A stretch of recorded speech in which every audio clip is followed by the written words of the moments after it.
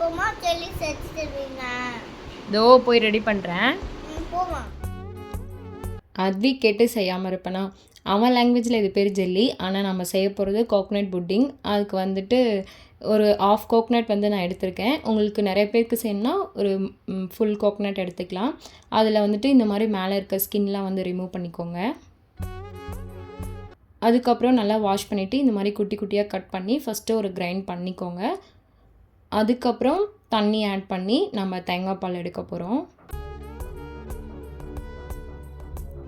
இப்போலாம் அத்விக் நிறைய ரீல்ஸு இந்த மாதிரிலாம் பார்க்கும்போதெல்லாம் அதாவது குக்கிங் வந்துச்சுன்னா அதை வந்து செஞ்சு தாங்கன்னு கேட்குறான்.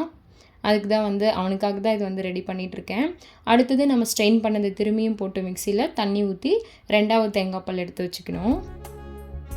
இந்த ஸ்கின் வந்து எதுக்கு ரிமூவ் பண்ணுறோன்னா நல்லா பியூர் ஒயிட்டாக கிடைக்கணும். அதுக்காக தான் நான் செஞ்சிட்ருக்கும் போதே ரெடி ஆயிடுச்சான்னு வந்து பார்த்துட்டே இருந்தான்.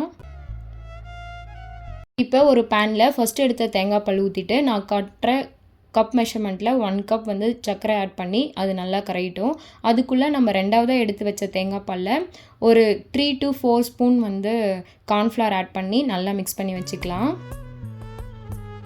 அதுக்குள்ளே நம்ம தேங்காய் பால் ஃபஸ்ட்டு ஊற்றுனது நல்லா சர்க்கரையெல்லாம் கரைஞ்சி ரெடி ஆயிடுச்சு. அது கூட நம்ம கார்ன்ஃப்ளவர் மிக்ஸ் பண்ணி வச்சுருக்கோம்ல அதை ஆட் பண்ணி நல்லா வந்து கைவிடாமல் கிளறிட்டே இருக்கணும். கொஞ்ச நேரத்துலேயே வந்து கெட்டியாக ஆரம்பிக்கும். உங்களுக்கு இந்த ஃப்ளேவர் பிடிக்குன்னா இப்படியே இருக்கலாம். அப்படி இல்லை தேங்காய் ஃப்ளேவர் வந்து பிடிக்காதுன்றங்க எசன்ஸ் ஏதாவது நம்ம ஆட் பண்ணிக்கலாம்.